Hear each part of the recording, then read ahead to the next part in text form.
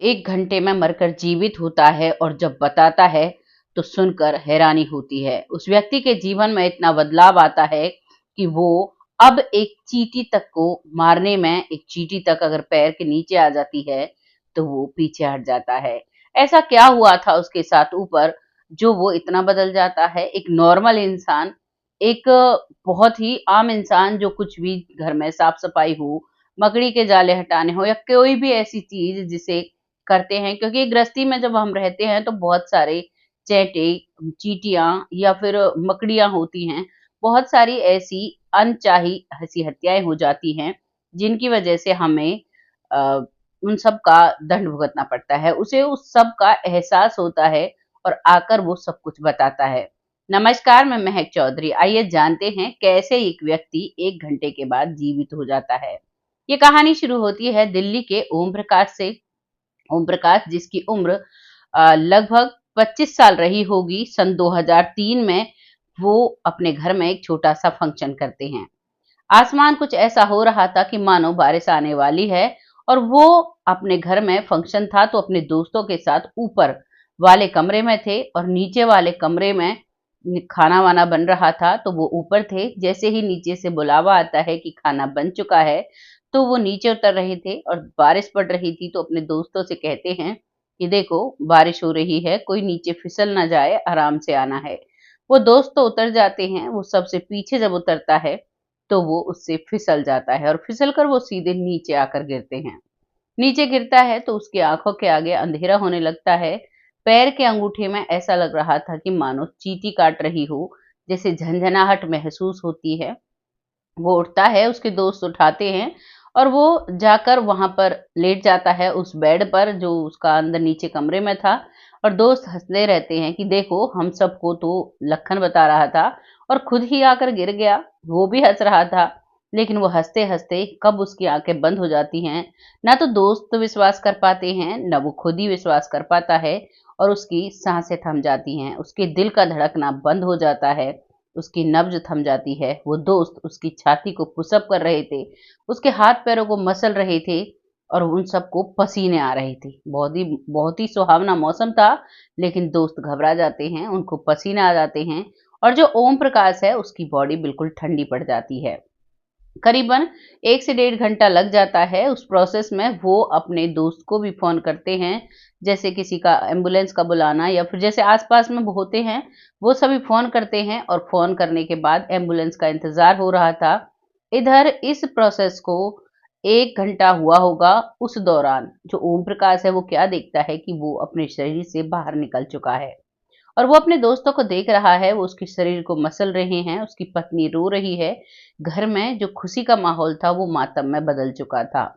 अब जब इस चीज़ को वो देखता है तो वो खुद भी हैरान है कि ये हुआ क्या? कहीं मैं इस दुनिया से चला तो नहीं गया? तभी एक हवा का बहुत बड़ा झोंका आता है। बवंडर कह लो, गाँव में उसको भभूरा कहते हैं। उसके हवा के झोंके में वो बह जाता है और जब वो अपने आप को देखता है तो वो देखता है कि बहुत बड़ा जंगल है। एक पेड़ है, उसके नीचे गाय और बछड़ा बंधा हुआ है और वो थोड़ा आगे चलता है, तो वो देखता है कि एक बड़ा-सा दरबार लगा है।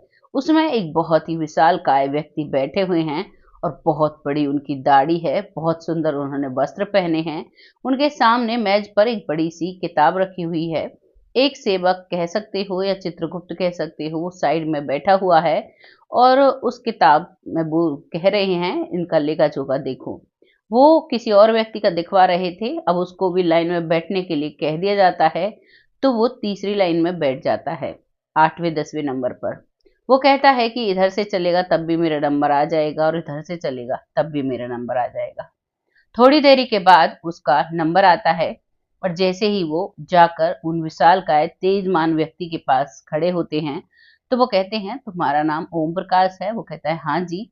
तो अपने जो उनके साथ बैठा हुआ था उनका सेवक उनसे बात करते हैं और कहते हैं कि इनका तो नंबर नहीं आया है, ये किसको ले आए हो? अब वो दोबारा से कागज़ पलट-पलट कर देखता है। अब उसे तसल्ली होती है जो ओम प्रकाश है कि चलो शायद मैं बच गया हूँ और मैं वापस जाऊँगा। अब एक सेवक बाहर खड़ा हुआ था, उनसे बोला जाता है कि इनको वापस करके आओ। वो वहां से मुड़ जाता है, वहां पर वो कोई भी सवाल नहीं करता है। वो वापस आता है तो जो सेवक उनको लेकर आ रहा था उनसे पूछता है कि मेरा टाइम कितना है, क्या हुआ, आप यहाँ पर कोई गलती हुई? तो वो उससे कोई बात नहीं करता है। वो कहते हैं कि चलो अब तुम्हें जाना होगा।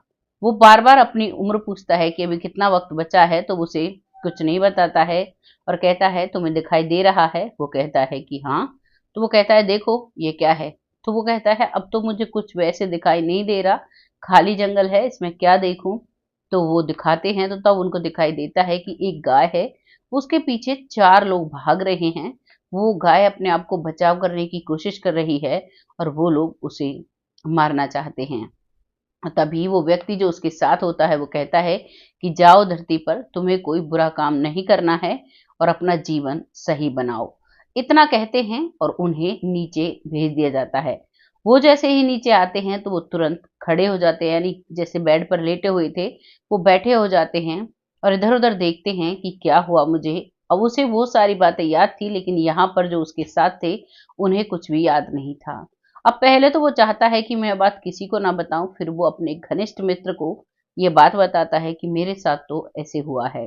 तभी वो मित्र कहता है कि हो जाता है, अक्सर लोगों के साथ ऐसा हो जाता है जो यहाँ से चले जाते हैं, उन्हें वहां पर पता चलता है कि अभी उनका वक्त नहीं है और उन्हें वापस भेज दिया जाता है। तुम उन्हीं किस्मत वाले इंसानों में से एक हो जो तुम वापस आ गए, नहीं तो जब तुम यहाँ पर नहीं थे तो हमें पता है हमारी हालत खराब हो गई थी।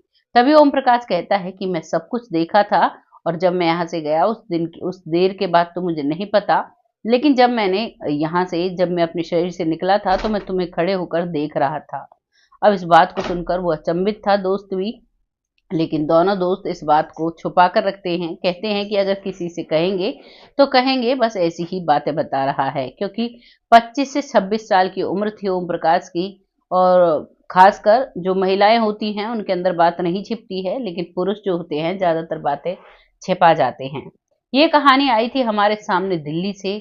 आपको कैसी लगी अपनी राय कमेंट बॉक्स में लिखिएगा। और जो ओम प्रकाश है, जब से वो वापस आया है तब से उसने अपना जीवन बिल्कुल बदल दिया है। वो झूठ बोलने से पीछे हटता है, कोई भी गलत काम करने से पीछे हटता है, कभी भी किसी की गलत में साथ नहीं देता है, यानी गृहस्थी जीवन में रहते हुए एक साधु जैसा जीवन वो जीते हैं। ये उनके जीवन में बदलाव आया है। इस कहानी को सुनकर आप क्या क्या जीवन में बदलाव करना चाहते हैं, करने वाले हैं, कमेंट बॉक्स में जरूर लिखिएगा। बहुत जल्द ऐसी ही किसी सच्ची कहानी के साथ फिर से आती हूँ। तब तक आप अपना ख्याल रखें, अपने परिवार का ख्याल रखें। और अब नाम शुरू होते हैं उन लोगों के जो लोग हमें बहुत अच्छा प्यार दे रहे हैं, हमारी वीडियोस को सुनते हैं, बहुत पूरी पूरी वीडियो सुनते हैं, क्योंकि यहाँ पर पता चलता है जो लोग जितना सुन रहे हैं उससे आइडिया लग जाता है। और अब अगला नाम आता है विपिन कुशवाहा का, जो कहते हैं कि आज आपकी वीडियो देर से आई। जी माफी चाहूंगे अंकल जी, शाम को मेरी वीडियो थोड़ी लेट हो गई थी कुछ पर्सनल रीजन की वजह से, पर आगे से कोशिश रहेगी कि वीडियो देर में ना आए। ऐसे ही अपना सपोर्ट बनाए रखें और हमें बहुत अच्छा लगता है आपके कमेंट पढ़कर, और इससे हमें वीडियो लाने में बहुत अच्छा लगता है। अगला नाम आता है सुमिति, जो कहती हैं मोक्ष दिलवाओ। सुमति है वो, कोई शायद मुझे लगता है परेशान है, लेकिन आप परेशान मत होइए। भगवान पर विश्वास रखिए, अपने कर्मों पर ध्यान रखिए। है कर्मा ही है जो हमें आगे बढ़ाता है, चाहे हमारा कोई भी रास्ता हो, चाहे ये लोग हो चाहे वो लोग हो। शांति से अपनी जो भी आप जीवन जी रही हैं अच्छे से उसे जीजिए, उसे अच्छा करिए। जब भगवान का बुलावा आता है ये सब तभी हो पाता है, और जब हम अपने कर्मों को सीधा रखते हैं।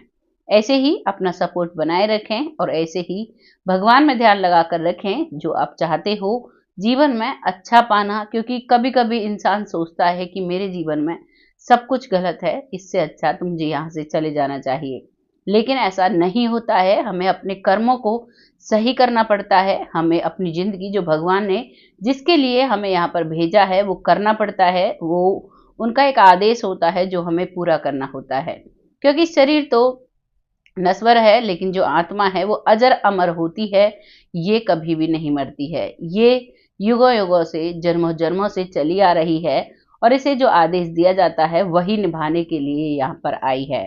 तो चिंता ना करें, सुख से रहें, शांति से रहें, अपने जीवन में अच्छी चीज़ों को अप्लाई करें और ऐसे ही हमें सपोर्ट करते रहें। आप सबके सपोर्ट से हम आगे बढ़ रहे हैं। Thank you so much. अगला नाम आता है धीरज शर्मा, जो कहते हैं ऐसा होता है जैसे हम वापस आ जाते हैं, दूसरा जन्म लेकर आ जाते हैं या फिर हम उसी जन्म में पुनः जीवित हो जाते हैं। बिल्कुल जी, ऐसा होता है और बहुत सारे एग्ज़ाम्पल्स हमारे सामने आए हैं। जब हम छोटे थे तो बचपन में हमारी दादी-नानी भी ऐसे किस्से सुनाया करती थी। आजकल तो यूट्यूब का समय चल रहा है, लोगों के पास चीज़ें जल्दी-जल्दी पहुँच जाती हैं। लेकिन पहले जो हमारी दादी-नानियाँ जो पढ़ी-लिखी नहीं थी, जो सिर्फ़ गाँव टू गाँव जुड़ी हुई थी, उनके पास भी ऐसे बहुत सारे किस्से थे जो हमने सुने थे।